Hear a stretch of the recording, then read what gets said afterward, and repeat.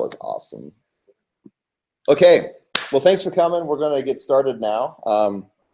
We're here to obviously to talk about the latest on TypeScript. My name is James. I'm Ken.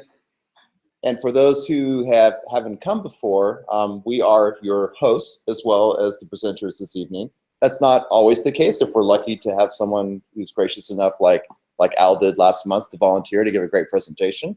But we volunteered ourselves this month to talk about the latest in TypeScript, so here we are.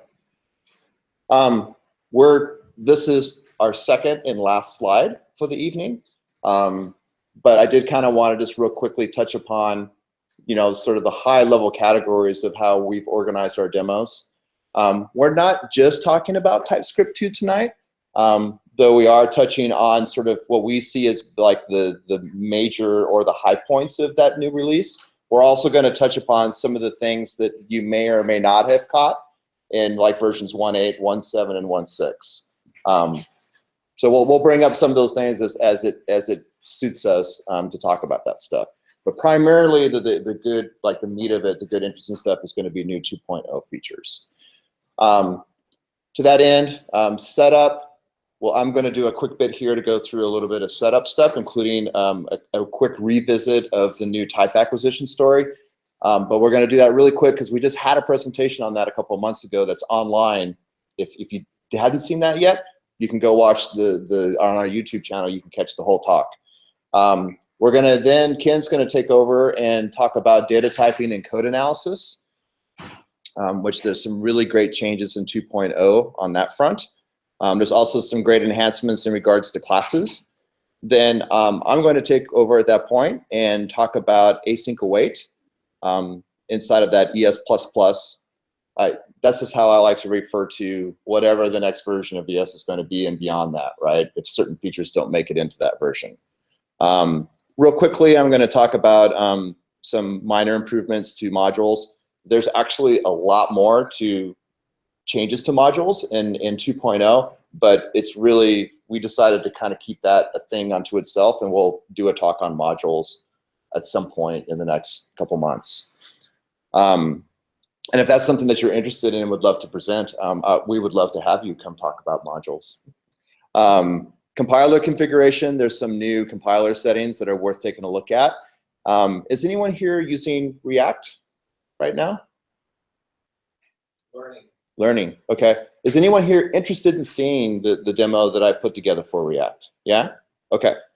It's actually pretty cool. And I'm not a React developer, to be clear, but I've been learning. And it's kind of interesting to see what TypeScript is doing to make that like easy to work with. So we'll take a look at that too. We'll make sure we get to that. So that's it. In terms of my portion of the program, then at the beginning here, I did want to make sure, okay, I am displaying here, that everyone actually, let me very quickly here, it's my resolution.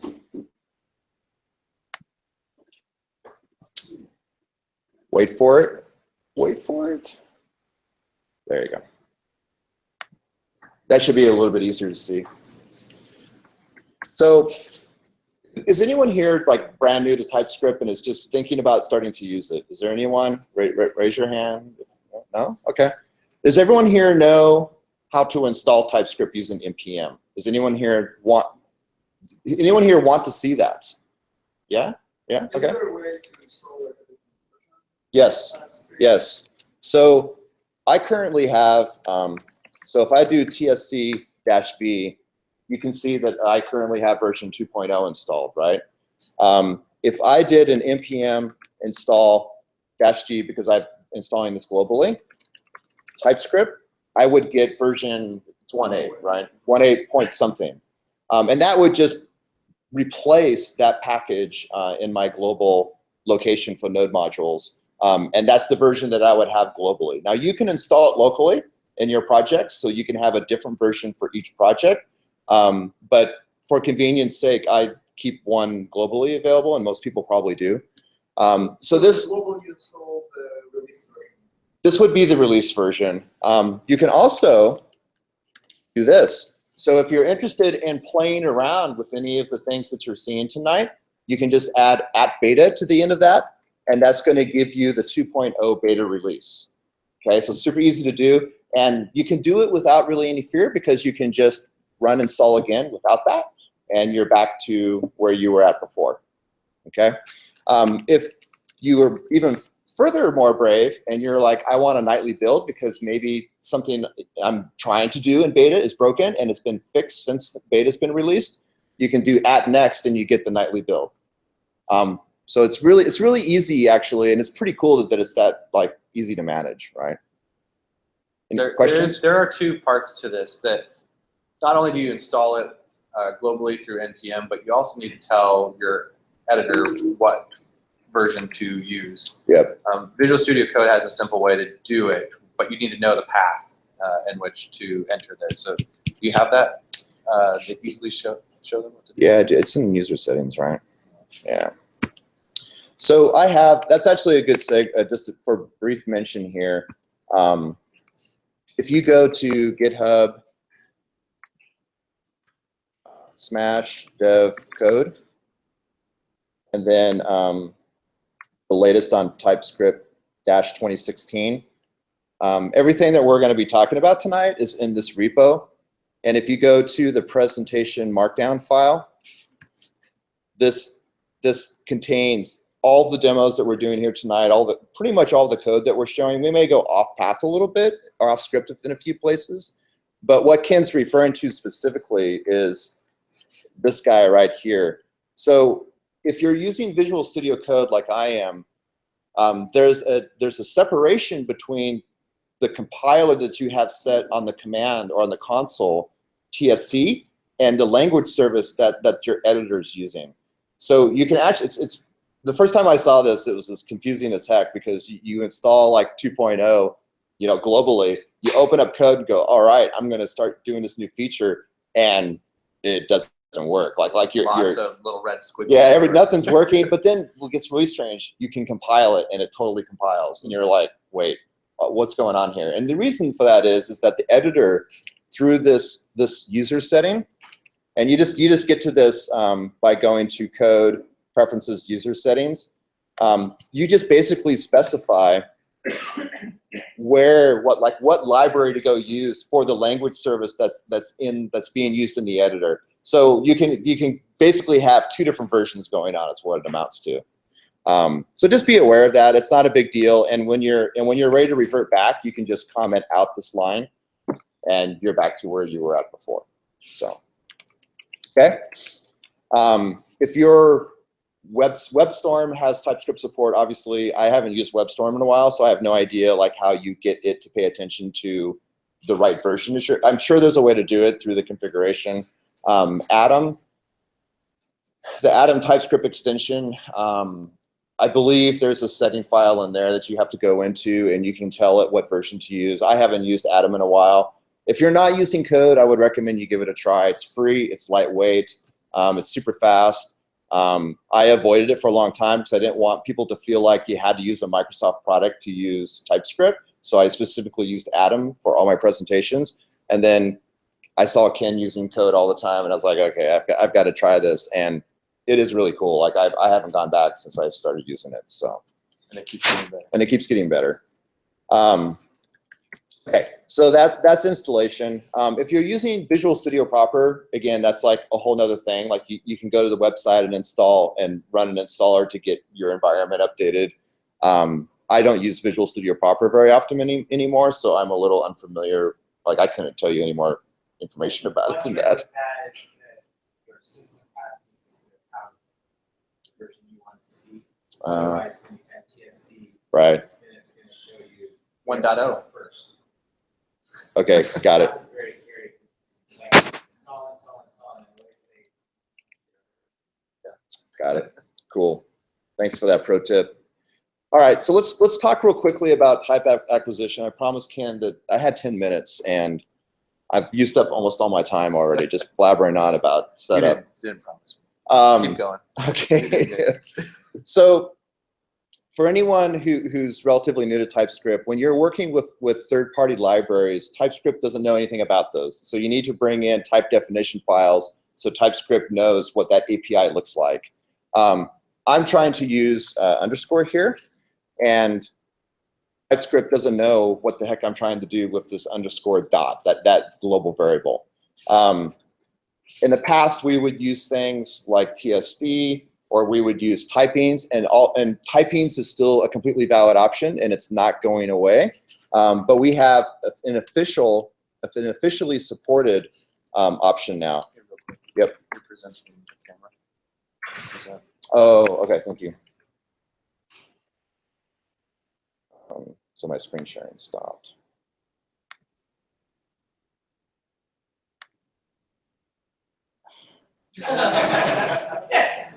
Woohoo! All right, we're back. You have to pay extra to get that. Inception. That's what Yeah, exactly. We're about 20 layers down now, so. I'd say that was more like 1973. What the good news is when we come out of this meeting, only like a half a second will have passed, and Right. you will have lost no time. So, okay, sorry. So I was back here at the console. So I'm going to use Lodash. So I'm going to go ahead and save that as a dependency, and just bring Lodash in as a library to use in my app. So now the cool thing here is to get the type definition files. All that we need to do is, well, and I'm going to change this to be save dev, because we don't need that at runtime. This is just a design time thing. So I'm going to save as a development dependency at types/Lodash. And what that does is now inside of node modules, we have this at types folder. And inside of there, maybe it went a little too close. We have this Lodash folder. And then inside of there, we have the index.ts, which is the definition for Lodash. And it's quite impressive. Anyone got a guess how long this is? Guess? No? 21, just over 21,000. Woohoo! It's a big library, right? It's a large API. Now that we have that in there, though, and this is what's new to 2.0. There's two pieces to this, right? The compiler knows to look inside of that node module's at types folder for the package for packages d.ts files inside of there, right? Previously, that was not a path that it was interested in, so it would never find them unless you explicitly added a reference to those files. Now you don't have to add those references yourself. They're just automatically discovered by the compiler. And this works, this definition file has a static global, but you can also import directly as a module. So if you were working inside of a module like Node.js and using common JS modules, you could do an import here, and then you could just say Lodash, if I could type, and then you get the IntelliSense, the auto completion from me renaming underscore to Lodash, right? So that's nice to have an official first-party solution for getting types. Yeah, it's really as simple as that, honestly. And anything that you would have found on Definitely Type is being moved over to that at types organization on NPM. Which version of NPM? Which version of, I don't think that matters. Okay. There's been 0 changes to NPM to support this. NPM is just being used as a package manager as it always has been, right? The change is that they have a nightly process, and you can go look at the script that they run every night. It basically crawls Definitely Typed and populates the packages using NPM's API. So that list is always up to date, every day, right? Quick question on this Yep. Lodash import the module syntax. Can you also import, say, a submodule of Lodash, like a /array? Is it broken up that way? I'm not familiar with. I'm, Okay. I'm just looking at it right now. And Okay. I've seen it other ways. Oh, well, you can just use destructuring too, right? Sure, but there's also you could do like Oh, I see what you're saying. / array, Right. which would bring in the array functions. That's the capability of this. Well, if it's available, if it's structured that way. I mean, you're saying in the d.ts file it is? I'm not saying that it is in the d.ts. Oh. I'm just saying in Lodash directly you can Oh, do I a see what you're require Lodash / array and get that. Okay, yeah, there's some right here. Let me see here.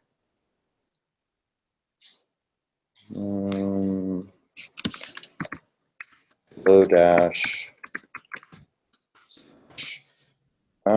Array isn't one of them, but it looks like after is. Yeah.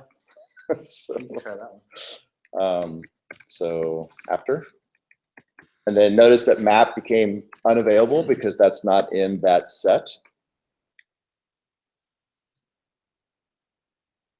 So yeah, apparently it is segmented. So what Ken is saying is that if you didn't want to bring in the entire, the entire API surface, you can target just a piece of it. And what's nice, like if you're using something like Webpack, you don't have to ship Lodash as the entire library. With your app, you can bring in just the pieces that you're actually using, which is pretty cool.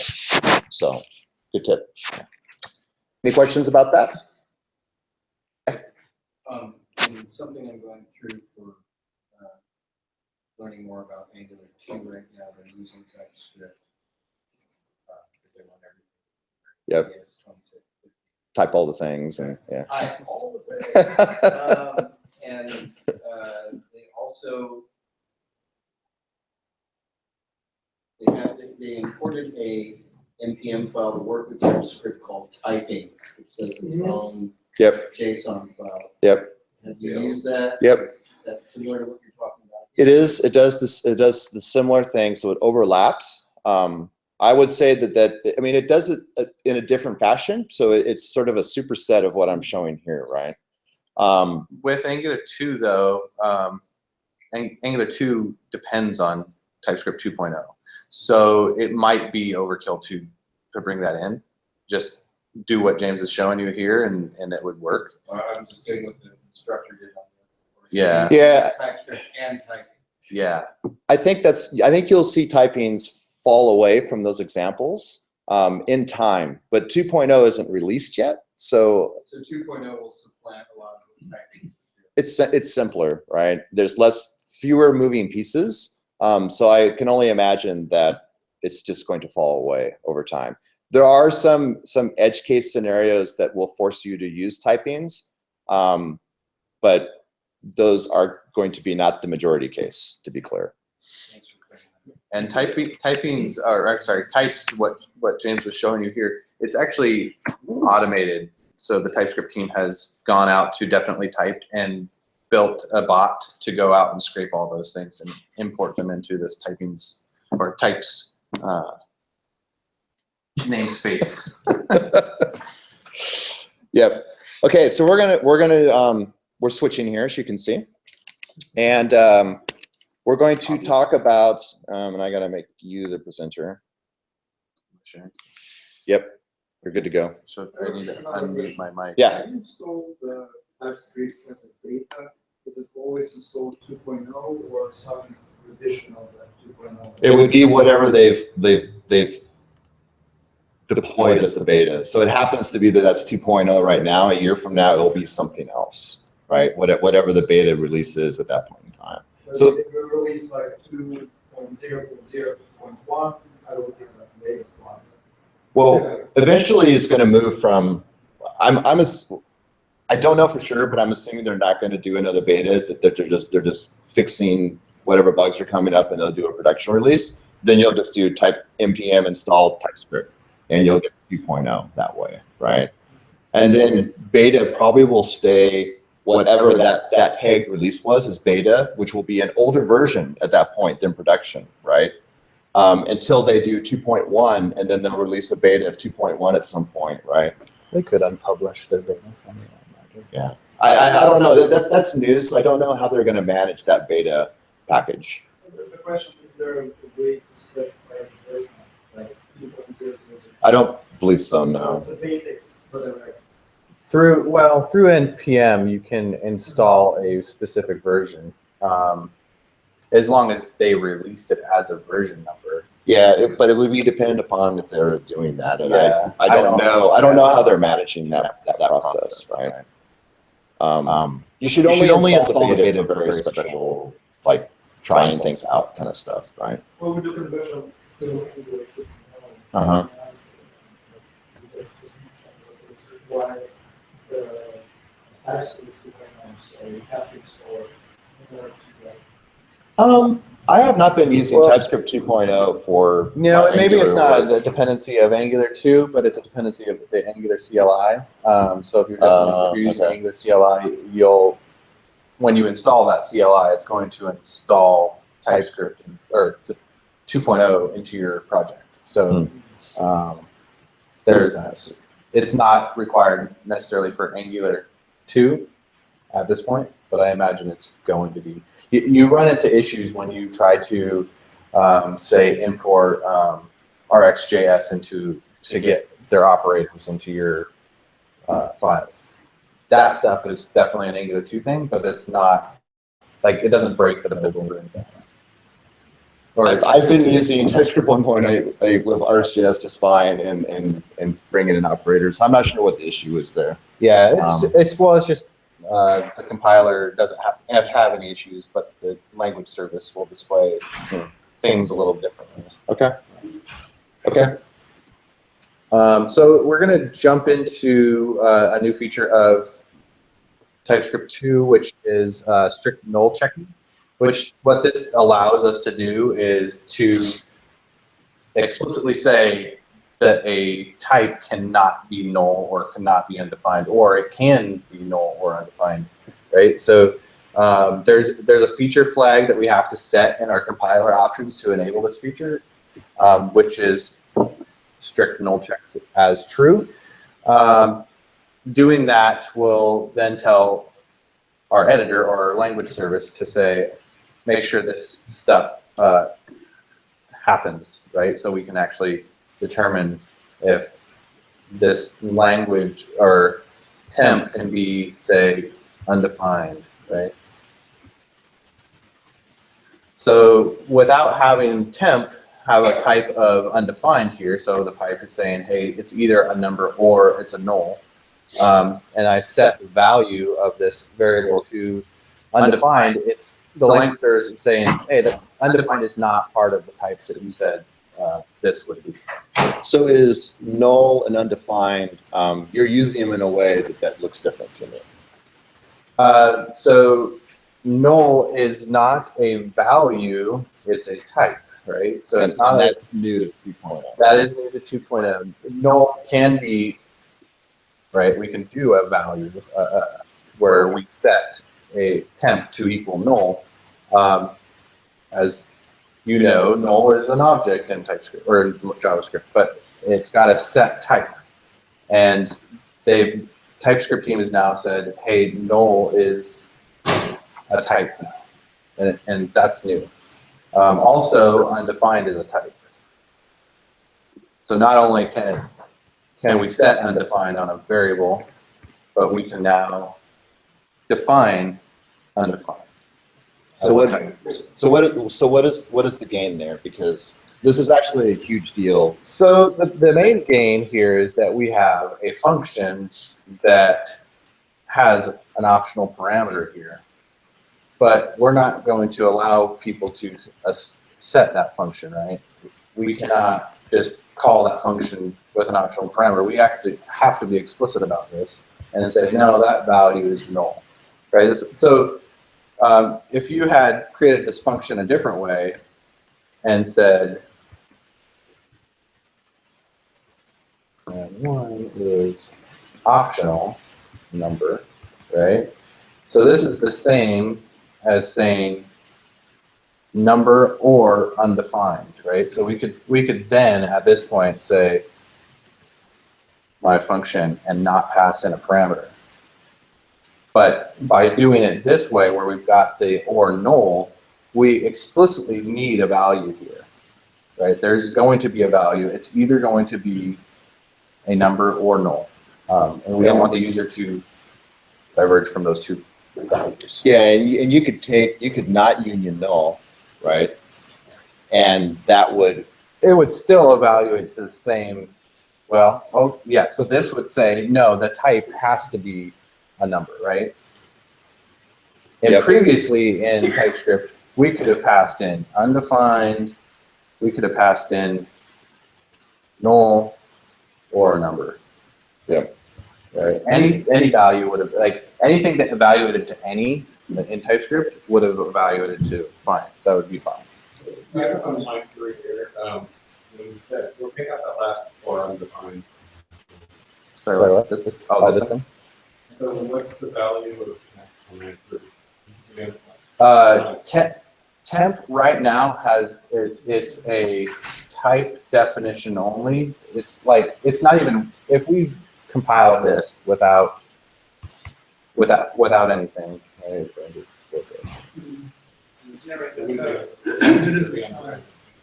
right? So it's, it would declare the variable, but doesn't assign it a value, right?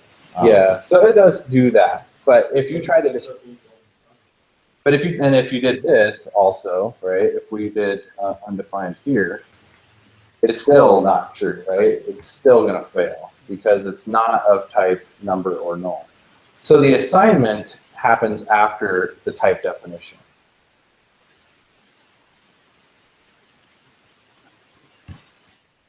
Does that make sense?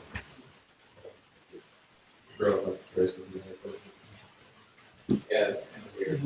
Like in normal JavaScript, declare a variable, but don't assign anything to it. Well, and you can JavaScript, totally do yeah. that here. It wants you to be explicit, Yeah. right? It wants you to say, I'm declaring a variable, and I know that this variable is not going to have an assignment until like somewhere else. The compiler itself recognizes that. Yeah, in fact, so Ken, go back and add do number union undefined. And then comment, so take out temp equals undefined. Just say temp. Just temp. Right. So now if we, Well, call it, say temp.toString, sorry. so, okay. And then hover over what it. So what's happening here is the compiler is saying, you can't call toString on this because it doesn't have a value yet. But now add a line just above that that says temp equals, you know, some literal number. There you go. Now the compiler says that's good to go, right? Because it knows that variable has a value. It's an assigned value. Right. So that works inside of functions as well. So if you say, like the example he was showing there, that the parameter was optional, that's going to be the union between whatever type. And it doesn't have to just be number or string. It could be your own class, right? Like you could say, I expect an instance of my class, Right. optionally, and you can't reference my class unless it's actually been passed to you. Is this the depth of undefined? No, in fact, I mean, as always, the goal of the TypeScript team has never been to change how JavaScript works. They're not saying undefined is bad. They're not saying null is bad, and they understand that these need to be there. What they want you to be is explicit, and to say that I'm writing a function and I sometimes will have null or sometimes will have undefined, and I need to write code to handle that, right? If you're going to expect undefined and null, you need to do something inside of your function to check for that and either not run your code or set a value, right? Is the idea. Yeah, and we've been getting away with in JavaScript, you know, not passing values to a function, and those just being undefined parameters. But this is saying, no, I don't want my function to have implicitly undefined parameters. I want to explicitly define null values or undefined because we could still, I think, if I remember right, say this is undefined, then we wouldn't be able to. If you do that, you can't set a value to it, though. Right. So, but my point is that I want to see if we can. Yeah. So we explicitly have to pass. Oh no, that's wrong. Sorry. To make the language service happy, we explicitly have to define a value for our first parameter. We can't just get away with not passing it anything anymore. Right? So that's the idea, is that we can control the application all the way through every touch point, right? You don't just get to randomly throw undefines and nulls everywhere. Right? You would never do what he's doing here, by the way. I would. You always would union undefined and null to something else. You would never say that. You never say it must be. Well, because there's sure. only one possible value you can set to that variable. It's either undefined or null, right?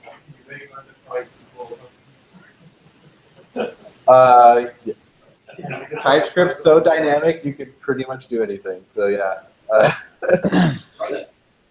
Or I mean, JavaScript. Is it optional? Yes. Yep. Yes, that's true. It doesn't. But not unit, no. Right. Correct. So if I did optional, then I could very much pass undefined, or I could pass. But if you no value at all. tried to pass null, it would complain. Right. Correct. Yes. Yeah. Keep in mind that you're at this point. You're and I think always will in the future. You have to say I want this. You're opting right. into this. And so if you have an application today that's not using strict null checking, and you want to turn it on do it breaks. I mean, turn it on. Turn it on. the TypeScript team themselves enabled this for TypeScript itself, right? And when they did it, literally they got like thousands and thousands of errors and warnings because they weren't being explicit, right? So they just went through and cleaned it up until everything was compiling again, and they actually found bugs in the TypeScript language when they did that. Places where they were not properly saying if variable is undefined or null, then we need to give it a value. Like they found some edge cases that they had not covered. So, yeah.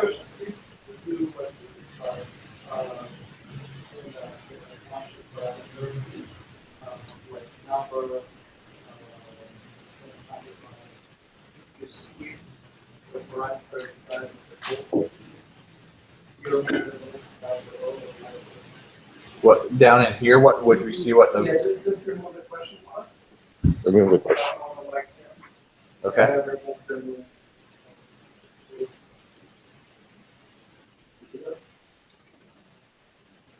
You would have to pass undefined. So really, that's not really replacing the optional line or replace. The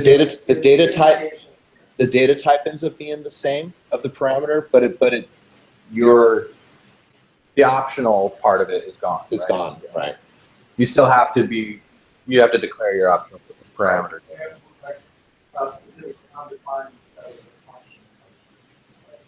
Yes. Yes. You still need to pass the undefined keyword. Or a value.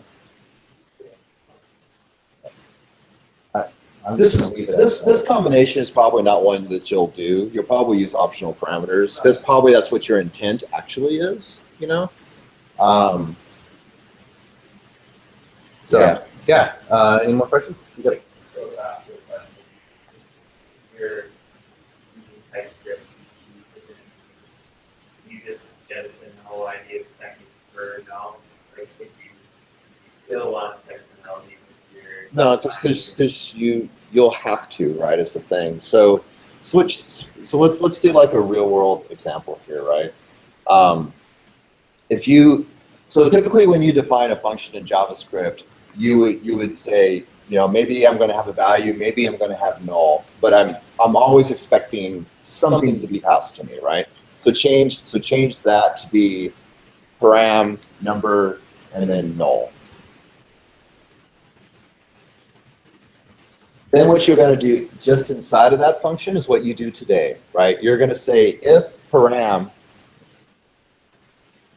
equals equals equals, right? Null, then I can return, I can throw, or I can set a value, right? I'm going to do something about the fact that that parameter is null, is the idea, which is what you would do today, right? You would say if falsy that thing, right? And you would handle it in some way. So that actually doesn't change, but something that's worth pointing out here is that param1 now at the bottom of my function, when I'm outside of my if statement, is set to a number, right? It can only ever be a number after my if statement. so this is actually the next feature that Ken was going to demo is the new control flow data type analysis. It just kind of rolls off the tongue. Right. But this didn't work this way before, but it does now, is that the TypeScript compiler actually, like, as it's doing the compilation, is looking at the execution that your code is going to do at runtime, and it's able to determine that below that if statement, it will never be null, so it's only going to be number at that point. And it knows that because of this return keyword here. Like, if I had left this return keyword off here, right, for instance, I could still potentially, at the bottom section here, have param1 be a number or null. But because I returned inside of this if block, TypeScript knew that, hey, this function, if it goes past this point, this is only ever going to be a number, right? So Same thing. yeah, so It does know. if I left the if block without a return, right? It knows the opposite of what the equal sign was, right? So it knows that param1 is a number inside the else block. Well, let's just see. Then you could do an else if, and It's gonna it will shear off the I guess I one, can do whatever type I wanted, right? right? You could, So here it is. It's shearing off. That's the word.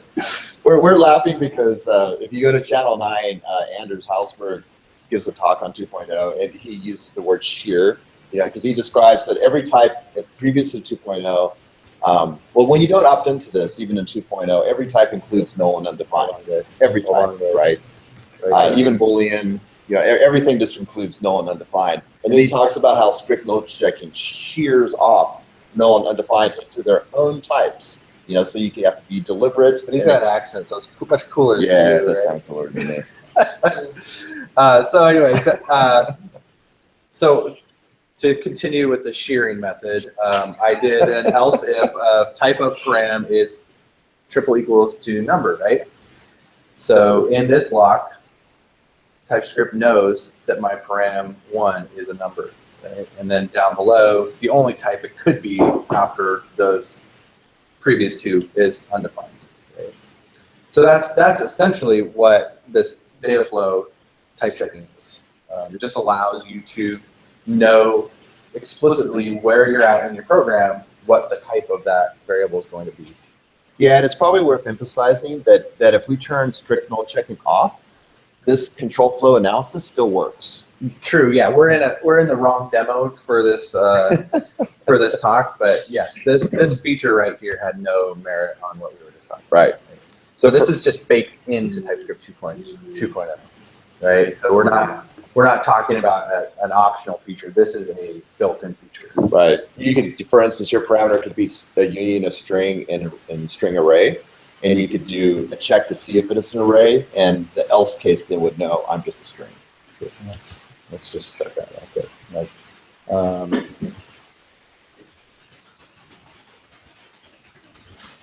so if you're just like, man, that's strict null checking, that's for fools, like I'm not going to bother with that, this is still very worthwhile, and you're going to get a lot of mileage out of the deeper analysis that TypeScript is doing inside of your classes and your functions and methods. Yeah, I think you can avoid a lot of that, knowing exactly how it works and all that. I don't know how to avoid it. so right here we know that a string can have a length and an array can have a length, right? So we can know nothing new here. Oh, well, therefore, this is weird. That I would expect this to say that my string could either a string or an array. But you assigned it a value. But I did assign a value, so I wonder if if you move that away, what's going to happen? Yeah, okay, so that was the issue. I had assigned a value, and therefore, I don't know what I'm talking about. It happens. So let's just. What if you made one of this? Well, in this case, you really wouldn't set optional parameters, right? I mean, you can't set optional variables. That's you can set optional parameters to a function or optional members of a class or interface, but not optional variables. In that state, what if you rather than did length or did something that operate? Well, so you can just say type of my array of strings equals string. Right, so string or I don't think more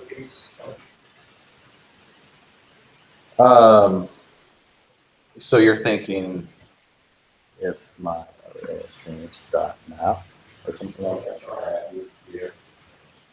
Right. Yeah, I mean, these are union types, so they both have to like The functions have to be in both types to be presented to you here, right? There's an int array.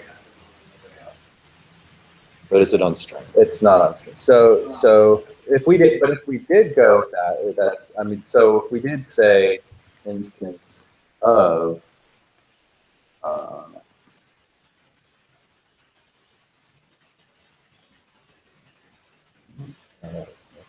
You need to put your variable to, I think, to the left. So. Yeah, just dependent on capital array is array. The array is array of.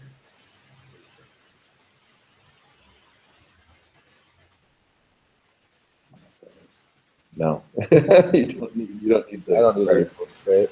Yeah. Yeah, that's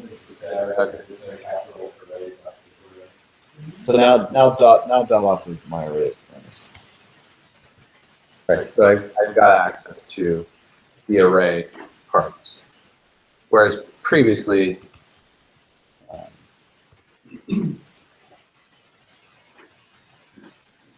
I had only access to The things that were in common between string and array.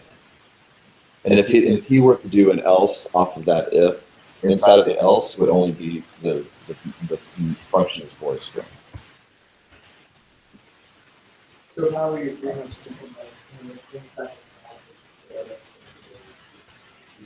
This stuff, it doesn't really matter.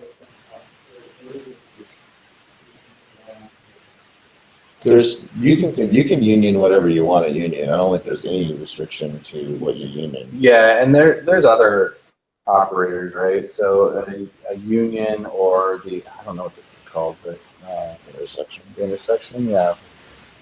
Which only says they can have the same, or they have to have the same signature across both. Like an array might have more properties than a string, and that's just saying, hey, they have to match at least something else. Sure. So if you didn't use the document array, it's still figured out. The instance of which part to figure out. Right. So the dot is array, you can do that. Just call it static. It's a static method on array. So try that. I know that type of and instance of works. You can actually define your own type guards as well.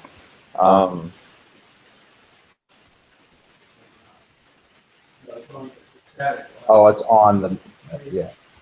No, he's saying in the if, capital A-R-R-A-Y, is array. And then you pass it your, Okay, so this is what you're saying. Well, but in like the functional programming way. Right? Yep. This didn't used to be this fully featured several versions ago, but they have gradually been getting it to the point where pretty much at runtime, if you can do something to test if something is this thing, the compiler is probably going to be able to do that too, right? I mean, This kind of code analysis had been kind of, yeah, like what James was saying, it's not fully featured, but mostly the thing that is really cool about it is the function and the breaks and returns in your if statements or your switches and things like that. You'll know like what it is inside that switch statement or what it is on the function return. So that's the kind of the cool part about it. okay. And to your point earlier, it's not that. I'm going to move ahead to Sean. That should be a quick demo. It always Yeah, that one up and down. before. What it's doing is it's helping you with correct error because now the flow analysis and telling you what the type is with your flow sense. That's really key. Not that you couldn't have multiple types before. JavaScript always had it.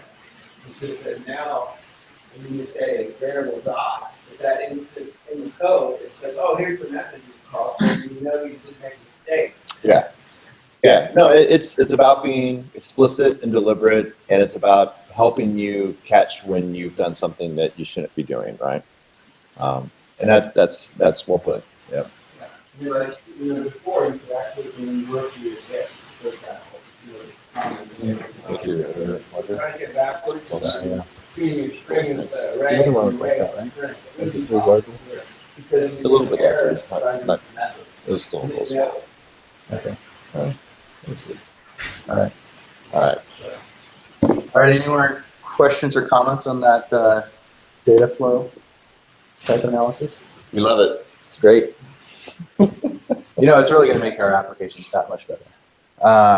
So the next step that we're going to talk about is, our next feature is the idea of having TypeScript know what functions and what code bits that we're using in our application and what's not being used. So there's a feature that allows us to discard unused code. So if we have a function that's not being used, we've already seen this with the ability to discard comments in our compiled code. Well, we can also tell TypeScript to now discard actual functions and code blocks that are just being skipped over, right? It's actually only going to identify them. Oh, it's not going to discard them, but it's going to flag you for them. That's what it is. Okay. We're bringing a third-party library, obviously you're not calling out the method. You want the library to have those methods in there. So in the example that he had there, So yeah, the function is never called, right? So we've got a function, it returns hello world. It's never even called ever. actually, since we're not using modules here, what it's going to report is not that the function's not called. We'll get to that in a minute, how you light that up. What's going to be pointed out here is the fact that we're not using that X parameter. Oh, okay. Okay. Right. So go ahead and uncomment no unused parameters. Right. So we'll just for that one right now. Super simple, right? So you just, again, you opt into this and say, hey, compiler, tell me if there's any function parameters that I've declared, I've defined, and I'm not using them in my app. Excuse me? It's an error. Yeah, it's an error. It throws that TypeScript in. So. Yeah.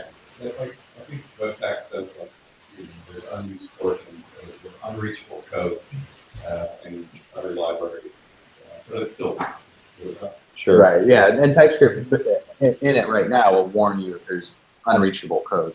That's something that's kind of been in TypeScript for a while. But this is new. The fact that it's looking at the parameters and can say you're not using this. Yeah. Sure. Yeah, it's this compiler options, no unused parameters. I mean, why would you want to stop compiling versus? I can see why they were working. Well, there's another option in this which is emit on no emit on error, right? So that's defaulted to false. So it's going to still compile. It's going to treat that as if the JavaScript is going to render. That's not what it's saying. It's just saying it's an error. It's going to throw an error. Now, do you want it to not emit on error?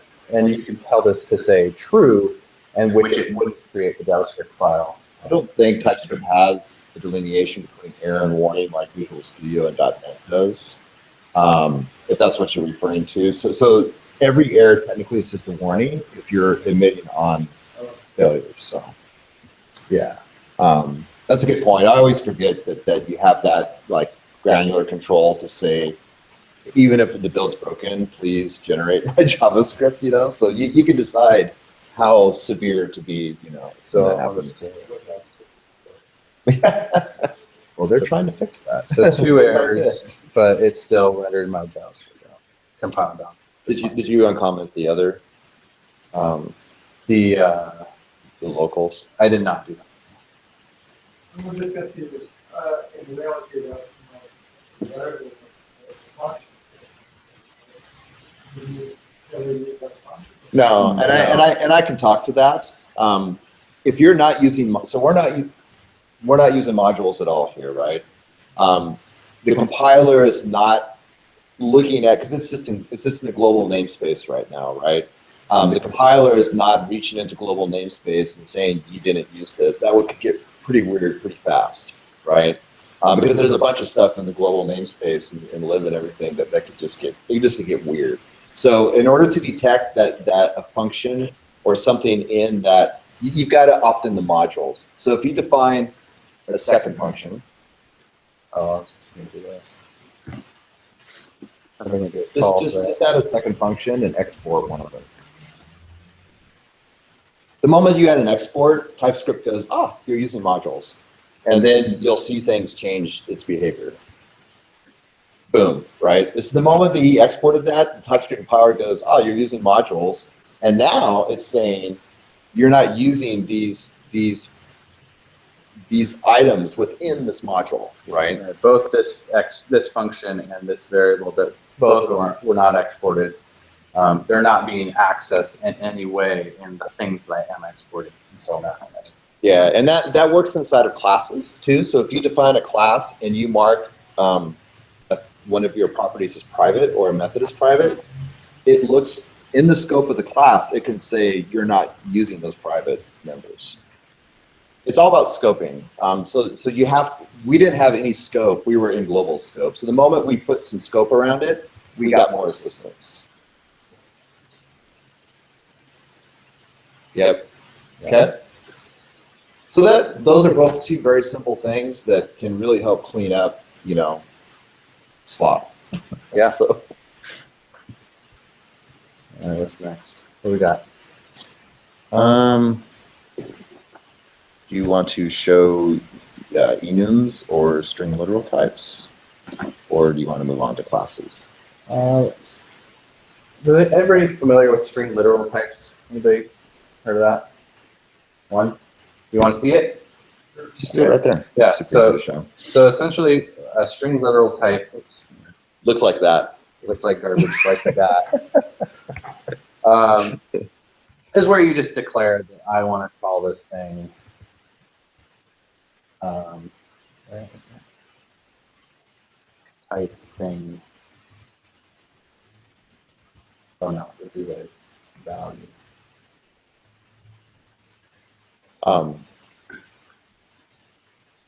Just say let x colon and then string literals. Okay, so yeah.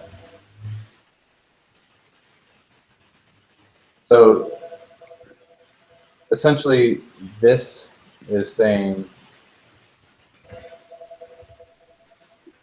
x can only have a value of my string or my other string, right? So I couldn't assign 5 or 4 to that, right? I could assign my string, and did you see that? It gave me IntelliSense on what options I could have. I don't know if that's just because I'm in the same file, or No, it works is across. it IntelliSense across files? Yeah. So The way I think it's the string, these literal types of like a poor man's enumeration, right? right. Say they would change some of the things from having them. They have like Right.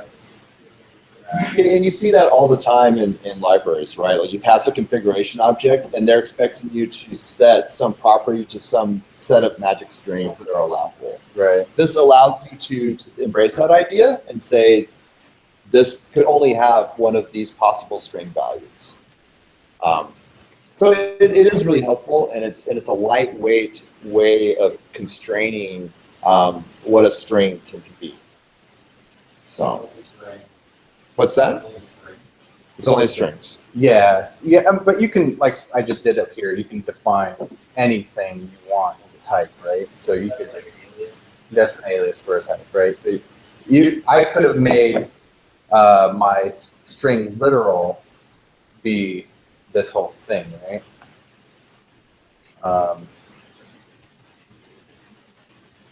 Right, so if I gave X a type of thing, that would refer to this whole definition right up here. So that's another nice way to kind of compartmentalize your types if they happen to be pretty dynamic. That's a very handy thing with generics. Sometimes with generics, your types get like 30 to 40 characters long. Yeah, right. You know, like a dictionary of this, of that, you know, so. Yep, you can kind of package all those. Idiot I can't remember what they call this. Maybe they call this a sum type or something. Type aliases. Well, I've seen other terms for it, though, where they can package all of them. Every language probably puts it on. Yeah. Synonym is very And TypeScript does have enum support, and that's something that's not available in JavaScript as a whole, right? Yeah, it's not even a certain- It's type aliases, by the way. Is it? Yeah. Okay. And you can access enums differently, right? So you can get the value of this, which would be, I think this might actually end up being 0. Let's see, console.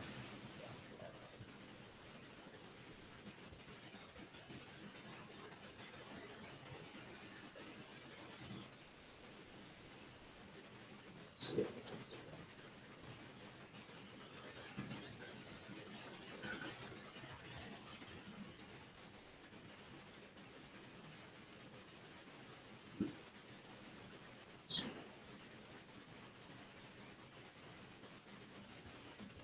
Node. So You said one, starting with a- yeah, so it starts at 0, and it gives you the string, right? It's giving me the string of the value. But if I did something like this instead, then I get the value, which is stored as 1. So that's one thing that TypeScript has that's not built into JavaScript, and I think it's pretty nice to use when you have strict data types that you want to use across multiple applications. Does it say that it's a type? Yeah, so it's a type of enum, and it's strict, so it's not Like a array of kind of like underneath. It's a mapped object, right? So even if you could set the value of these to something different, right? I mean, it's similar to what you see in other languages on how to set it. I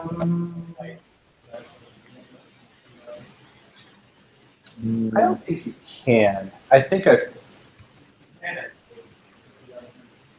in an enum type. Not doing it that way, you have to put it as not. You can't keep this same line, even one, colon, and then come back to the No, up here, he's saying that it's a number by default, but it's right there. Is you're saying colon there, you get any? Actually, Oh, okay. So you were in the right place. So you can do this. Yeah, I don't see that as. No. Oh, I think I know what you're talking about. Yeah, coercion. Right. I mean, let's see. Let's just see what we get when we.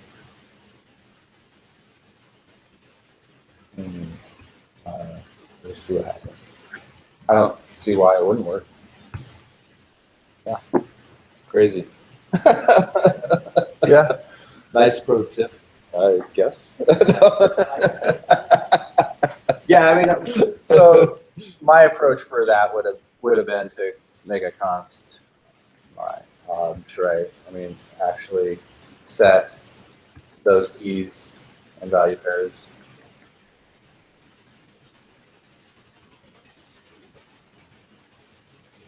Is right.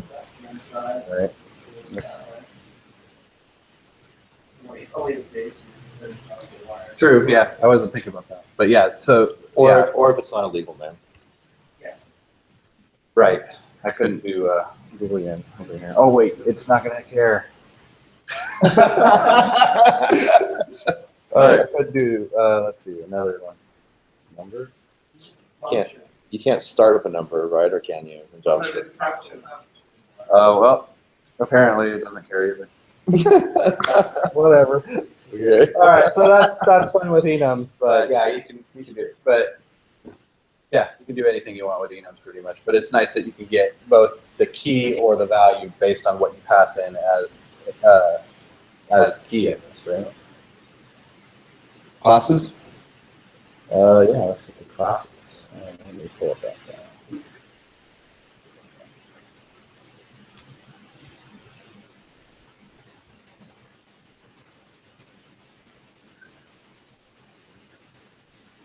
Wrong one.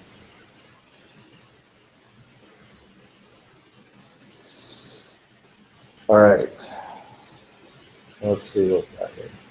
So You just uncomment out. in previous versions of TypeScript, when you defined a member of a class, you would not be able to assign it as an optional member. But now you are. You're able to do that. Let's see what this means. And just that comment, line 13 as well.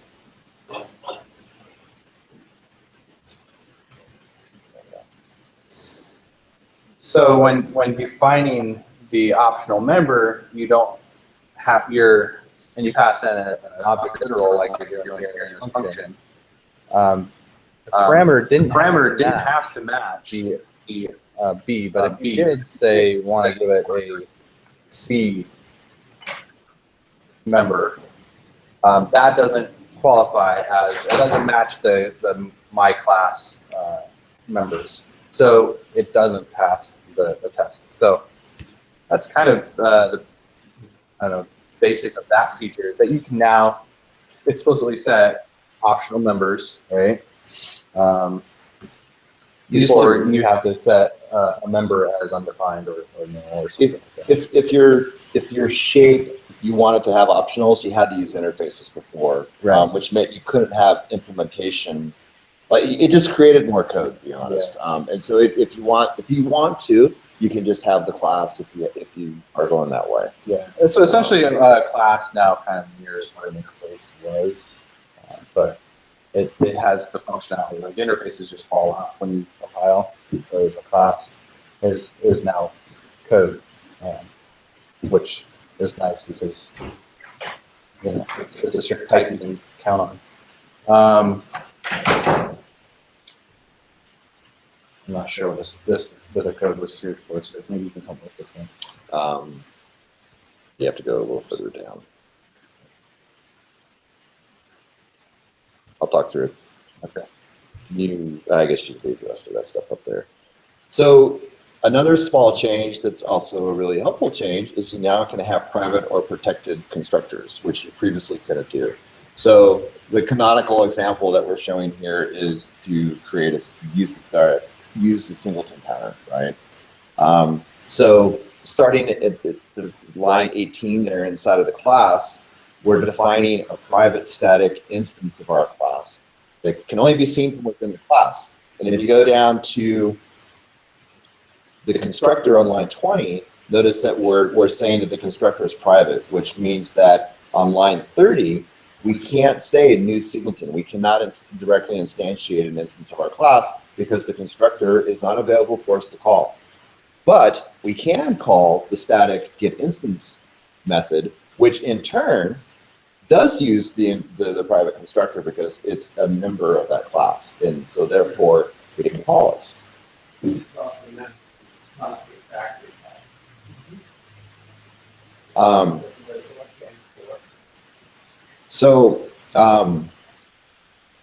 There you go. It's that simple. You just couldn't do it before because they didn't allow you to put the private access modifier on constructors. This is much better because I've been writing code that had the constructor, and I've been feeling uncomfortable about it. And waiting for somebody to just complain. Why can't I use this thing? And you can also put protected on the constructor, which means that your descendant classes have access to it, but you still can't call it from the outside. That is fantastic. Right. You combine the two to concrete, factory, abstract. That is a very powerful equal pattern.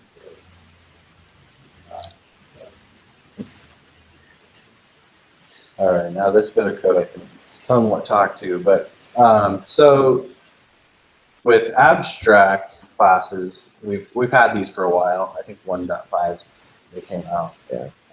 What that essentially means is you cannot use an abstract class directly. You can only extend an abstract class. So it'd be kind of like a base class for something. But now these abstract members are new to me. So James, can you walk us through what an abstract member is? Well, you could declare a class to be abstract, and you could declare methods on the class to be abstract, but you could not declare properties or property accessors to be abstract. So I don't know what the complication was there, but apparently that was harder because they only got around to finally implementing that. So there must have been some difficulty in doing that. So it's a small change, but now you can declare a property to be abstract, which means that when you extend that class, you have to provide the implementation. And that's all that this is showing, is that extended class extends my class. And if you were to comment out line 44, then the compiler will politely. Oh, you have code up above that's conflicting. Sorry, guys.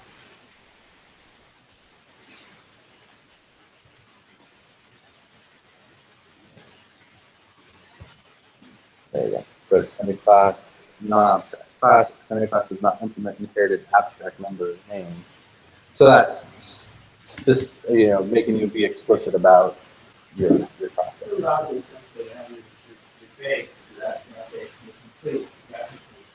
Right. Yep.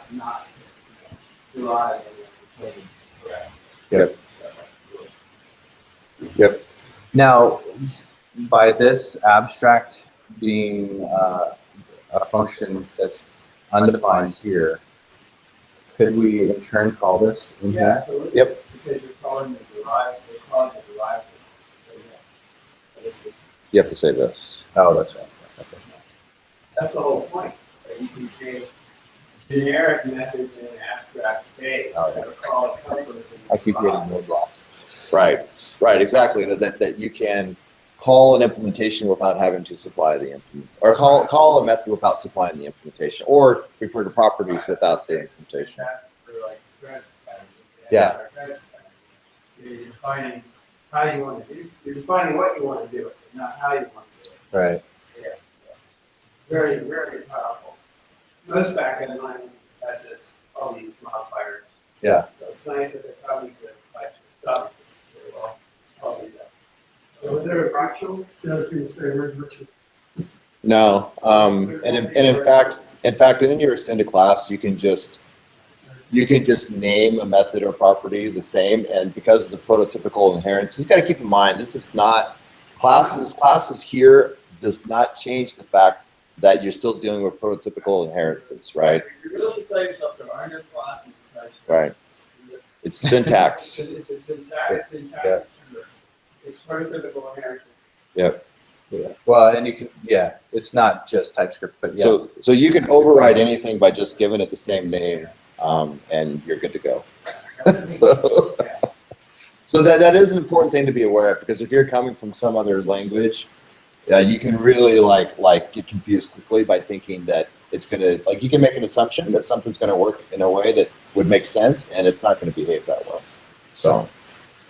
And there's no concept of a leaf table, all that kind of stuff that, like,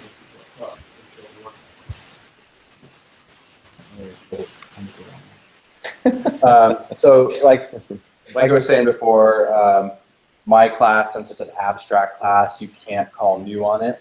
It can only be extended. Hey, we have a viewer on my stream. Oh, Hi, viewer. hello, viewer. It's important to know that you said you can't use the abstract class. If someone passes you a derivation of an abstract class, you can refer to it as the base class. That's the whole point. So you can use methods of the abstract. Oh, sure. Yeah, That's the whole point of the thing. The abstract winds up being the class that everybody operates on. It's just that you don't construct it. right. Yes. Everything's everything uses it to build off of, but they don't use it directly. No, you don't construct it directly. Right. Everyone operates off the abstract. That's the whole point. Right. You don't. The consumers of the derived classes are unaware of the name of the derived classes. They operate on that abstract base. So next up is read-only properties of a class. So this is actually a really cool feature of TypeScript, but it's not going to mean anything when it gets down to JavaScript. So you guys can take with it what you will. Read-only is saying, hey, we can't reassign the value of this property outside of our constructor, right? That's essentially what it means. Yep. It's just a compile check, but not a run check. Yeah, exactly. Yeah. It's like You have to use a proxy with function. yeah. So here's a bunch of examples. Let's see what takes you. So we've got an array. Well, this is something else. Yeah, I'm not sure what this is. This is so there is a read-only. I wasn't aware of this, but there is a read-only array type that TypeScript provides. Huh. So you can just comment out what's up above there. So if you're interested in using some immutable data behavior, like within your apps, you can do this very easily today. Read-only array. And you can notice that there is no push method on a read-only array because you can't change it, it's read-only. So that's what line 74 is showing you. Line 76 goes a step further and says you can't assign that element to be a different value because it's read-only. So once this array is declared and set values initially, it can't be changed, which is pretty cool.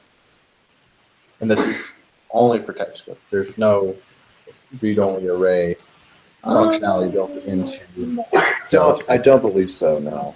But you can begin to with a map. If you just make the numbers 0, 1, 2, 3, you can treat it as an array, and it will be really immutable because there is no push. Right, on a map. Right. Yeah.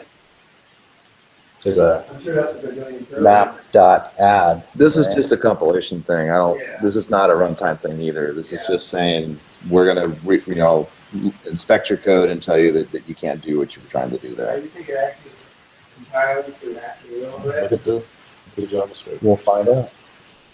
It's just That's- it'll admit. Yeah, Anyway. 3 or 5. Well, they could have generated forms. Just an array. Yeah, it's just an array. It's just an array. Yeah. Nothing special. And I bet changing your target, you could try changing your target, but I don't think that would probably make a difference either.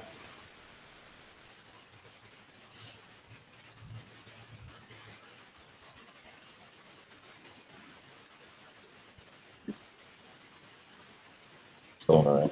Right. So anyway, in reading about the read-only type, they've mentioned this read-only array, and I'd never seen that before. Yeah, so I thought that was kind of cool. Is that a new feature in 2.0? You know, I don't know when that came in. I can look that up real quick. It seems to me like it would be something they could implement in older.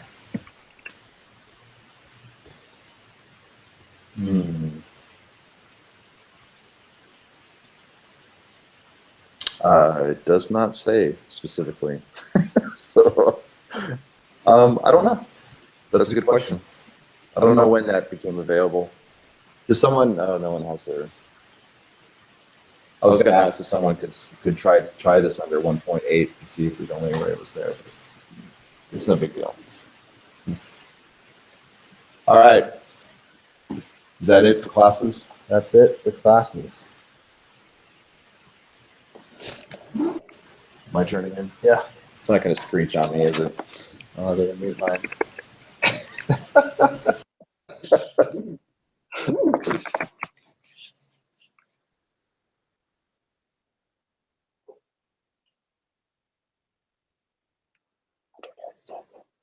Okay. That's awesome. Your mic. Turn on. Okay. All right. So, who's ready to talk about some asynchronous code and promises? Yeah. Is anyone too tired to 7:30? Yeah. Oh. Make sure you show your screen.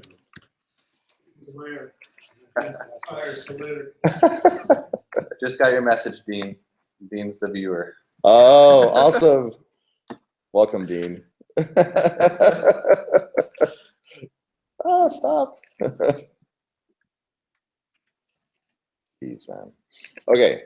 Let's see here. It's a CD async await.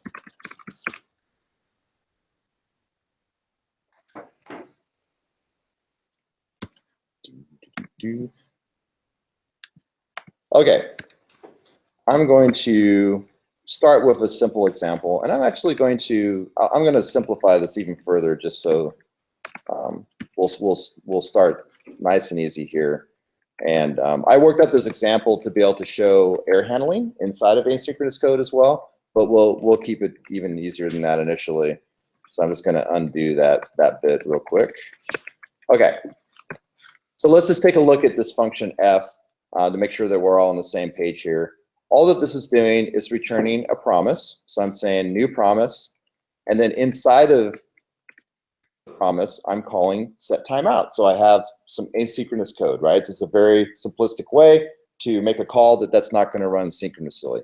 And then all that I'm doing is console log f is done, and then I resolve the promise. Okay. And that's just, I'm setting this to be a 2-second delay before the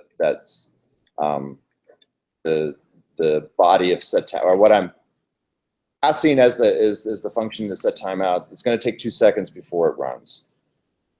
Then I have a function x that calls f, right? So this f is the asynchronous function call, and then I log immediately after it that I called function f. Okay. And then I just call x. So pretty straightforward. We run this.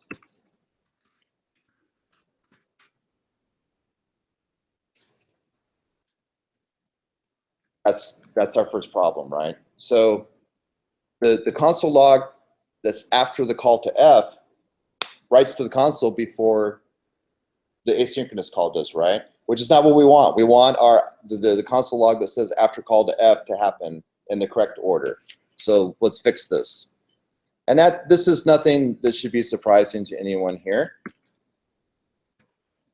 How we fix this? Because we're returning a promise from function f. So we can very simply just use .then on the promise to say, hey, when this resolves, when I get a value, then we want to console log our after call to F, right? So now if we build and run this, then we'll see what we wanted to have all along. So it hangs for a couple seconds, and then it says F is done, and then we get after call to F, right? All that should be completely familiar and nothing surprising there.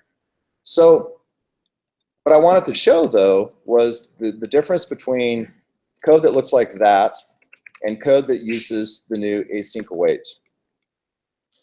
Now, I'm going to further simplify this because, again, I was going to show error handling, but we'll start with the non-throwing example. So now we have async function. So we're telling TypeScript that this is going to be a function that's going to make an asynchronous function call, which is F.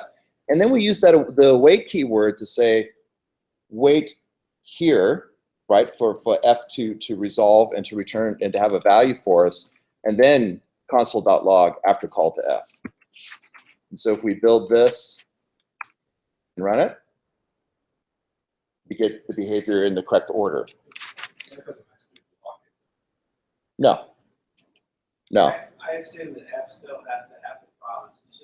Yes. It's just basically running all the other code for you since the end of the Yeah, the weight is like a max. Yes. So this await ends up returning a promise if you read through Is it. this in the 2.0 release, or is this still beta? This is not 2.0. This was available in 1.7. yeah, I think It that was sounds announced a while right. back. What's that? It was announced a while back. Yeah. Last year. So what was going to be new about 2.0 was that they were going to, right now, in order to use async await, you have to target ES6 because promises have to, well, it's not the promise piece, it's the fact that it's using generator functions under the covers. No ES5 support or all that. Not yet. They were planning ES5, ES3 support for 2.0, and they ended up pushing that out to 2.1. Apparently, they built it. They had to like completely rewrite the emitter part of TypeScript, and so they decided to hold off on rolling that change out because they wanted to spend some more time with it. Basically, is what ended up happening. So this is not a 2.0 feature, but it's still a cool feature. And if you're using Node 4 or newer today, Targeting ES6. yes, which you can if you're using Node 4 or newer. And it's not the full ES6 feature set you're looking for. It's the fact that you got to have generator functions. So this actually, when transpose ES6 becomes generators, or right? Yep. But we don't know when it's going to become an ES5. It's going to be transposed with promises or They will make a custom state machine. Oh, really? Yep. So Yeah, so it will look, I haven't seen what that compiled or transpiled code will look like, but basically they're writing their own state machine as a, you can think of it as a polyfill for a generator, right? So again, the point being here is that, do you want to write code that looks like that first one or the second one, and which one is easier to read and maintain, right? That's the proposition here. If we, that example to me is not clear cut, to be perfectly honest. Like I look at that and I go, you know, like the original version that uses the promise API, totally followable. Like I don't think there's any issue with that.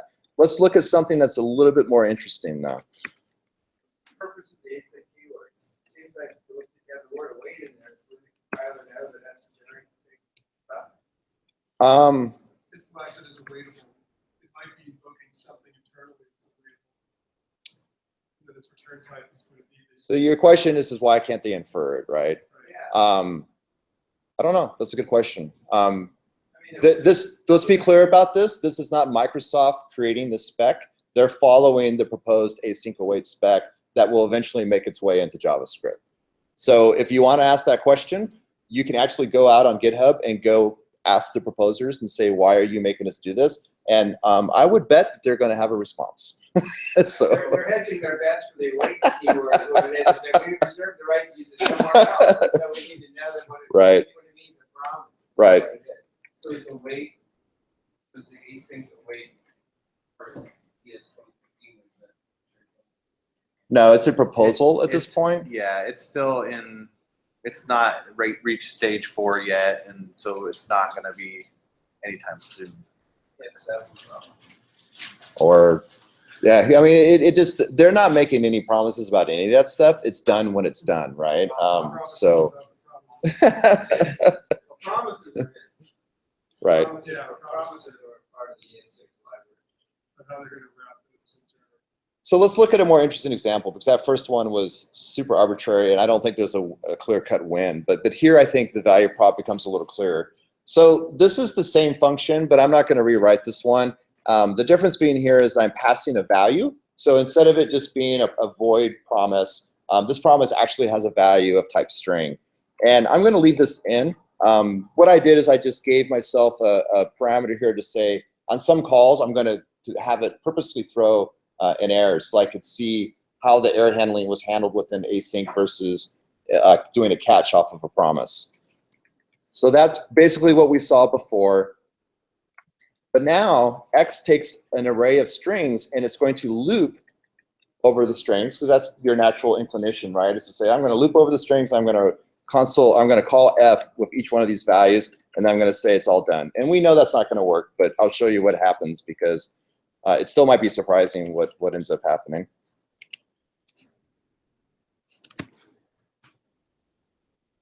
That's not surprising, but then you get all 4 values, like they're not happening synchronous, like they are happening one after another, but like really quickly one after another, right? Because what each of those calls is looping is creating a promise, right?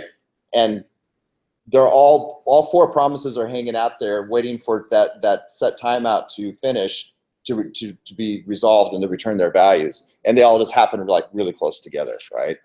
So that's not what we want. So let's fix the problem. And to be clear, I'm going to show you some solutions. I'm sure there's probably a dozen other ways to crack this nut. So let's not spend the rest of the evening trying to solve this problem using something other than async await, but let's look at a couple of possible solutions here. So this was my first inclination, and it's kind of a stupid one, I think, but it works. So what I'm using here is recursion. So I start with saying I take in my array and I create an index parameter and set it to 0 initially, so that when I call X down here, I don't supply an index, so index is 0 the first time it goes through this, right? So then I say, hey, is my index less than my array length? If it is, I'm safe. If it's equal to my array length, I know I'm done. I've recursively gone through all the elements that I have in my array. If I haven't, then it's going to be just a sec. I'm throwing an error here, so I'm going to take that true out. I call F with that particular index from my array, and then I'm using then on this to call into the function again. Right? So when that first promise resolves, I then call back into X, but now I'm incrementing my index to say I need to process the next element in the array. Okay? Simple recursion, and it turns out it works. But it's not very elegant, I guess, is my complaint about it. And I'll show you something that will make you feel like you're a better programmer. I'm not saying that it's simpler. It actually is, I think, is more complex, but it looks cooler. So reduce. You can use reduce to solve this problem. So here, you'll notice that I don't have to deal with that recursion anymore, and I don't have to pass that index value around. So my signature looks like I would expect it. I'm saying values.reduce, and what reduce is going to do, it's going to iterate the array, but it's going to allow me to take an initial value, and through each iteration of that array, I can pass that object or that value to the next iteration, okay? It's an accumulator, right? So I can say, and that's what this sequence is my accumulator, and this value is the value of that iteration, of that element. So there'll be 0, 1, 2, and 3, right, for the 4 elements. This down here, this promise.resolve, is the initial value of that accumulator. So I'm using the static resolve method to just basically give me an empty resolved promise as my starting point. But because I need to start with a promise, I can chain off of that. I can do a dot then off of that empty promise. And that's what I'm doing right here then. So for every iteration, I just say sequence.then, and I return F. So as it turns out, inside of a then, you can return a value, or you can return another promise. And if you return another promise, it will wait for that promise to resolve before it resolves the promise that you're within, right? So you can take advantage of that within this reduce, and it works. And then down here, all that I'm doing is I'm doing one more then on the sequence to say that's my last then as I'm done. And if we run that,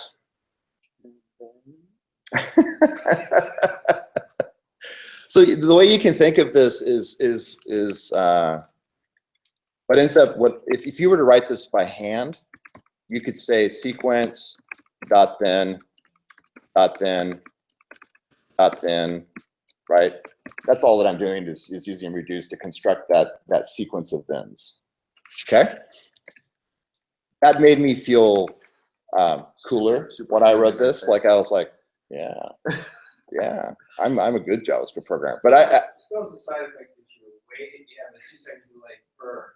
You have like a promise all. Well, no, but that's what I want. I'm creating an arbitrary example where I don't want to do the next call to F until the first. I want that. I don't want these to run concurrently. Right. I thought you wanted to do all the work. No, I'm not trying to go for performance here. I imagine some real world. We could probably come up with something, but I need to know that each of these are happening sequentially, right? So async await, and I think this is where for me where it started to go like, okay, now that's pretty cool. So here with async await, we can just use the for-f loop and just make the call. It reads exactly how you were doing this as if it was not as asynchronous, right? And it gets even better when you have to do error handling. You just put a try catch around it. That's it. You don't have to do any dot catch on your promise chain or anything like that. I think that's kind of cool. When I kind of got to that example, I was like, okay, this is becoming interesting. So that's my demo on async await. That's cool. Yeah, I like it. You have to build a bunch of asynchronous stuff synchronously. Right. Well, the point being is not that whether it's synchronous or not, but when you are in it within a method or a function, and you need to write code that follows when something is completed, you don't have to use callbacks. You don't get a bunch of nested. Right, and you don't have to use thens. Like if you're using promises a lot, and I think it's been described as a then pyramid. Yeah. Like you get like callback hells become then pyramids. Like I've seen some code where they dot then, and it's like the code just like cascades off to the right because it's all this nested then calls. This unwinds that. So, okay. Any questions about async await? And I think what's going to end up happening is when we get to 2.1, and we can not have to target something that requires generators, and this is going to become imminently more usable, right? Like there would be less reason to not take advantage of that, I guess. So when in 2.1, you're going to be able to use that if you're targeting ES5. Or even ES3, yeah. Yep. Okay.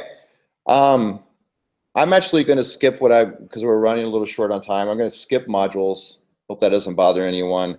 The compiler options, I'm looking through here.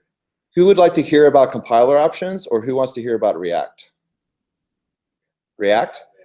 All right, so let's do the React, and then if we have some extra time, we can dig into some other things, or not. I like to show the React because I had to put some time into this, so it'd be nice to not have that go to waste. So thank you for that vote of confidence. I'm going to start by just giving a quick overview of this very, very simple project. Our source code is in this source src folder. I have a hello.tsx component, and I have an index.tsx. The naming convention here is intentional. When you're writing components, you would use a capital letter because that's your component, like as a noun. And then the index.tsx is where I'm binding to the DOM. And we'll look at the code here real quick. Hello TSX it's very simple. There's nothing spectacular about the React app. I'm just trying to show you what TypeScript brings to the table. So one of the things to note here is that, and you can do this in different ways. You don't have to use an explicit interface, and you could define it inline as a literal, object literal. But here I'm defining an interface for my props. So I have compiler that's a string, version that's a number, and framework that's a string. And then if we come down here, just ignore the commented code for now. This is where I'm defining my class that is my component, and I'm extending React component, which is a generic class. And the first generic type I'm passing in is the definition for my props property.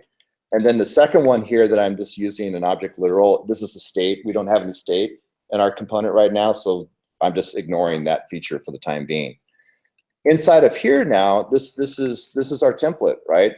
So you'll notice for anyone who hasn't looked a lot at React, you'll notice that we're writing JavaScript, and then all of a sudden we drop into writing angle brackets. So this is the magic of JSX, right? It's pretty cool because I can say return H1, and I can have content for this H1, and then inside of here, watch this. I can say this, and I get IntelliSense that tells me what's available on that object. So if I say props and dot off of that, I get IntelliSense because of the fact I'm defining my interface, and that's the generic base class I'm inheriting from. It knows what's available, and if I try to do something that's not there, it's not going to compile. Okay. What was that? Framework? No, compiler. And so on. So I'm creating a string literal here, weaving in, right, my property values. So I say hello from this.props compiler, v.this.props version, and this.props framework at the end. Okay? Pretty simple stuff. Then if we come over to index.tsx, now we're not just importing React, but we're importing React DOM because I'm going to bind our component. We're going to bind to the DOM, right? So I import our hello component, and then here we say React DOM.render, and here's where we're using our component as a custom element, right? And again, we get some assistance here. I was a little disappointed that I couldn't figure out how to invoke IntelliSense inside of here to show me the list. But if you start to type, then you get it, right? I might just be doing something wrong with my keyboard shortcuts. Is there a way to invoke the? In Visual Studio, you can press Control period, I believe it is. Control space. Well, I have that mapped to, and this, I have that mapped to. I'll show you what happens. Okay, well that's why. See, I have that mapped to Spotlight, so I can't. Control space. Oh, does it? Yeah. Okay, so it can't just test the. It's because I have a OS keyboard shortcut that's conflicting with the one that. So yes, if I didn't have that, in fact, I might be able to. Let me see. How does that work? There's a function. No, I'm not going to bother with it. there's a keyboard shortcuts file that you can create. Yeah, and you could change that so that you could remap it to something else, and I just haven't bothered to do that. The one thing I do want to show real quickly here, and I added a number type, is that you'll notice that the way you set this value is a little different. You put curly braces around it, and that's significant. If we try to put a string value in there, again, the compiler is able to tell us that we can't set a string onto a property that should be a number. Hence why there's a different syntax for that. So, okay. And so if we, actually I'm using Webpack, so from here we'll Webpack this. Webpack is configured to compile the TypeScript files, those TSX, and if we had TS files, it would compile those. And then it's bundling that into bundle.js. And then I can serve that file, and then I can, and that's what we get. That's amazing. Isn't that amazing? I worked a long time. I can make it bigger. Woo! Could you see the source code? Looks like we Using the Webpack? Oh, okay. Like with the source map? Yep.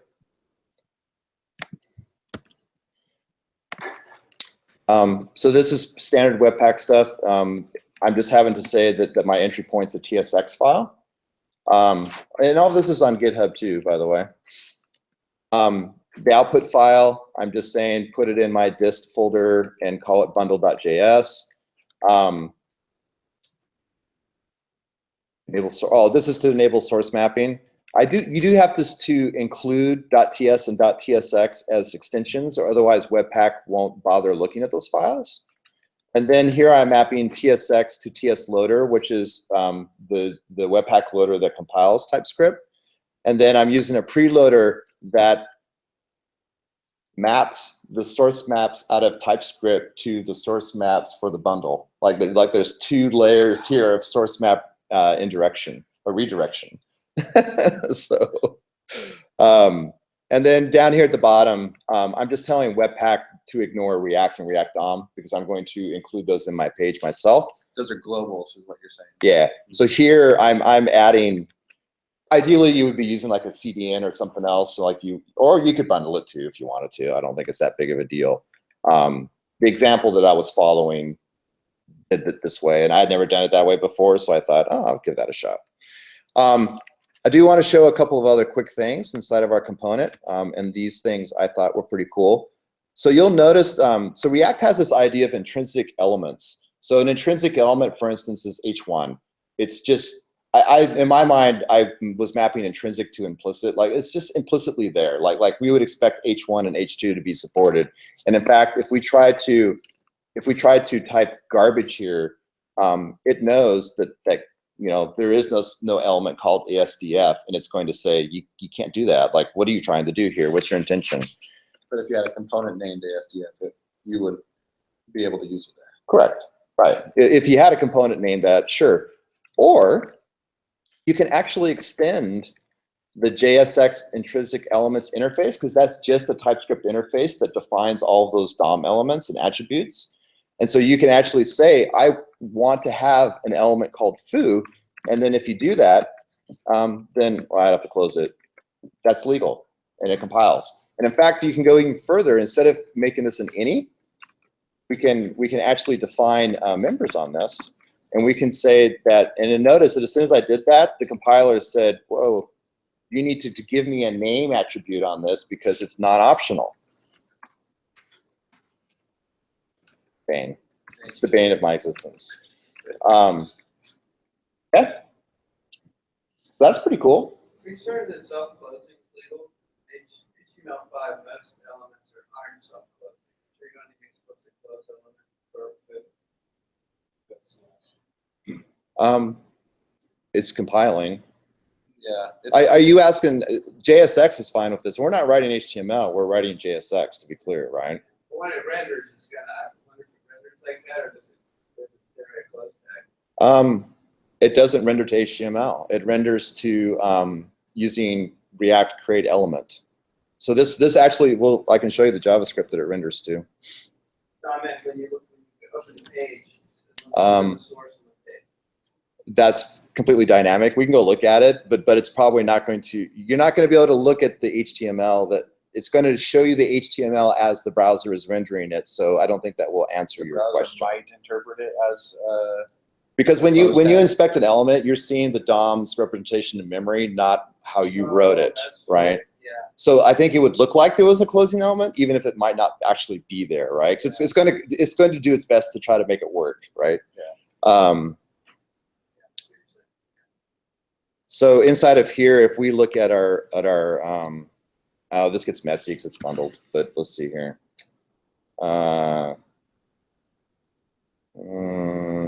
Where's a good example? Oh, I guess we were looking at it right there. So here, that H1 inside of that template gets translated into React.createElement.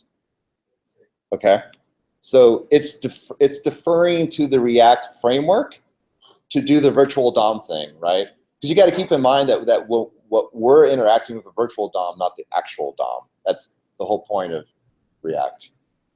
That's what we're signing up for here. It is interesting that TypeScript has two options.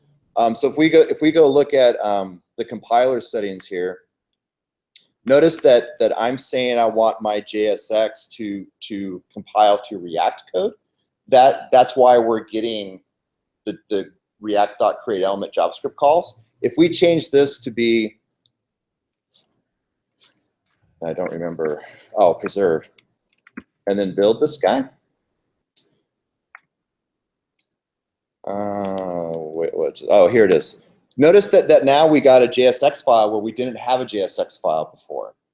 So the idea behind preserve is that if you want to use Babel or some other tool to do your JSX rendering, you can still use TypeScript, and you can tell TypeScript to emit JSX, not JavaScript. So it really just depends upon what you want your tool chain to look like in terms of your compilation of your app. I chose to keep it simple because I didn't want to layer in one more loader. Benefit of using Babel to do the other part? I did not find any evidence of there being any benefit, but there might be. Clearly, there's some edge case where that would be why you would want, like maybe some optimization or something. I have no idea. Lazy loading or something. Well, and React has this idea of JSX is abstracted away from the DOM, like it can target anything. So potentially you might, I mean, there might be a use case scenario in there where you're having to plug into something really custom, right? I don't know. I'm not sure. Let me switch back to what I had there before. And then what I wanted to show you real quick was the last one is that, and this is a 2.0 feature. This might be a 2.0 feature, actually. The JSX support has been in there for a while, but they've been gradually, like, incrementally making it what you see here today. And one of the new features is this ability to do functional components. So we don't have to define a class. We can just inline here, we can just say const greeter and use a fat arrow function. We could write it as a regular function too. And then, That's been there today. oh, in TypeScript? So that's a pre 2.0. They probably added that in 1.7 or 1.8 or something like that. So we're defining what our props is by just using an inline object literal to say this is the shape that we expect. And then inside of here, we get IntelliSense, right? Like if I try to use something that doesn't exist, the compiler is able to tell me that I haven't defined that. Now I could add that. I could say, right? That makes sense. And these are default values. So if we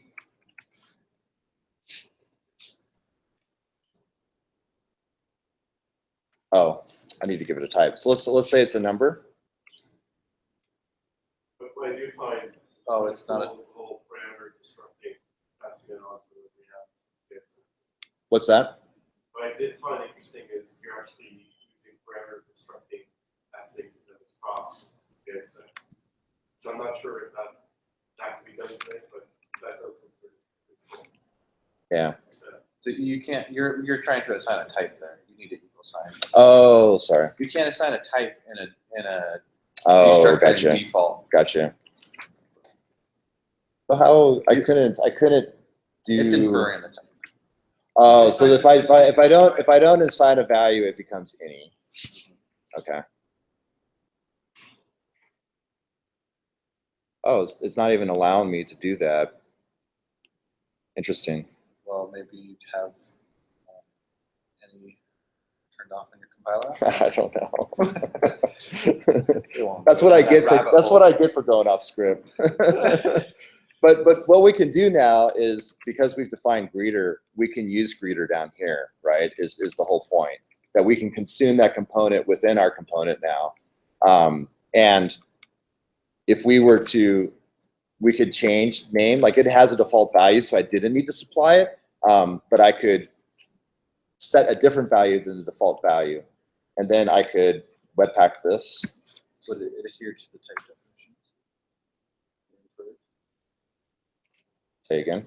If you pass name a number instead of a string, It shouldn't allow me to do that. right.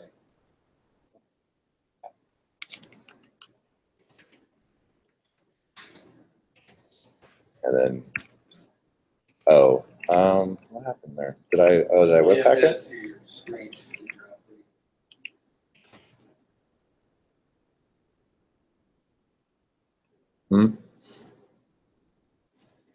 Maybe I didn't.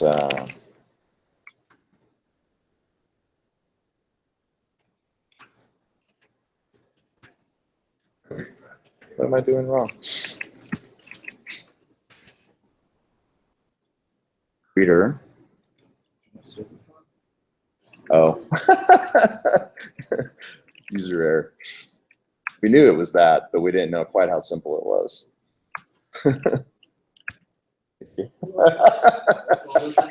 I hadn't saved the file. Something man, I need to go back and unwind that a little bit. Right. Except the TypeScript wasn't able to tell me I hadn't saved my file. Yeah, Man.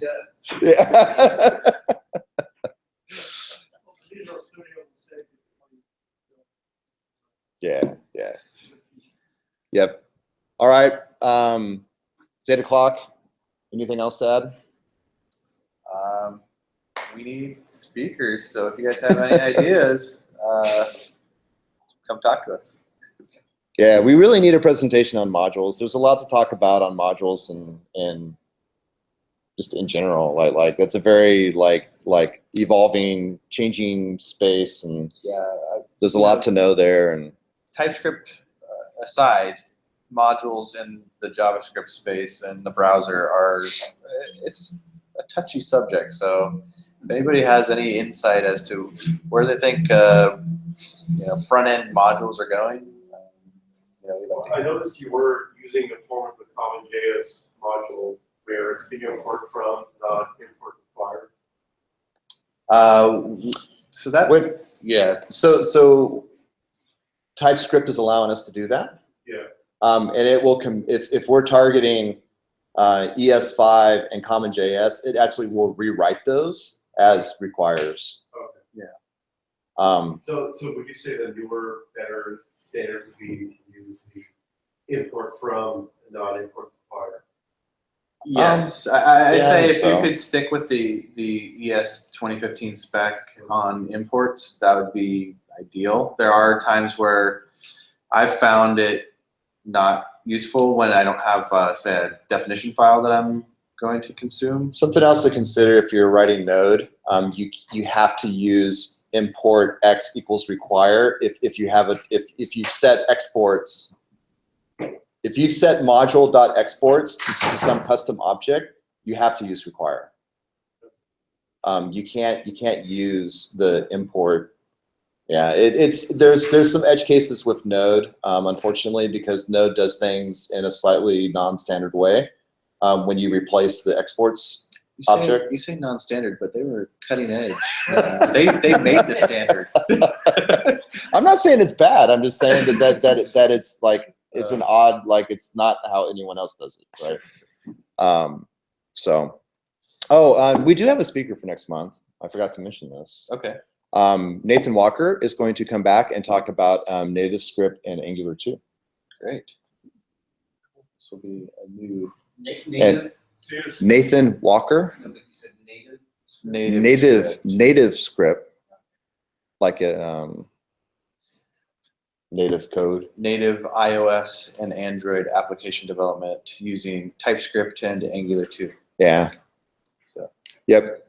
It's actually pretty cool. I'm not sure, like it seems to be gaining popularity, but I don't think it's maybe like anywhere in the stratosphere of like React Native, but it's, I mean, it's definitely gaining popularity, and it's always they're constantly releasing new versions. So Yeah, no, it seems to be well supported in school. I think the idea of the using reflection so like you get 0-day API features, like new API features in iOS and Android, you can start using them immediately without anyone having to map it into JavaScript. Right, right. Which is cool, and people are copying that. Yeah. Titanium.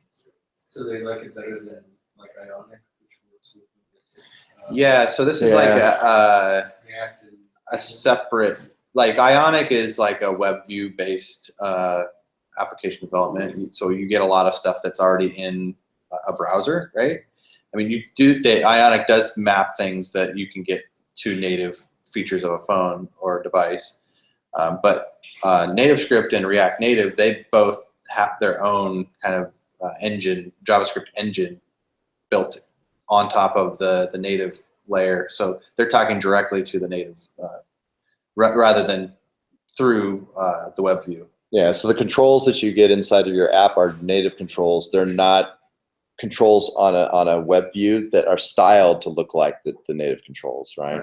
So in general, you get much better performance.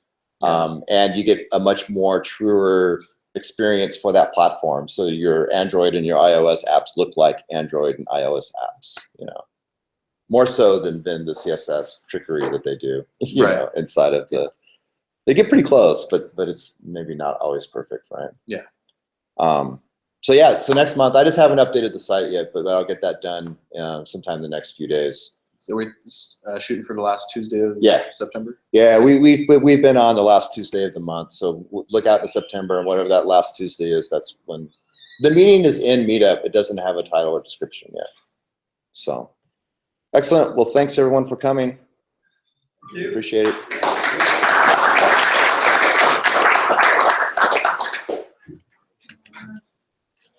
James, Yeah. I can suggest maybe not next month, but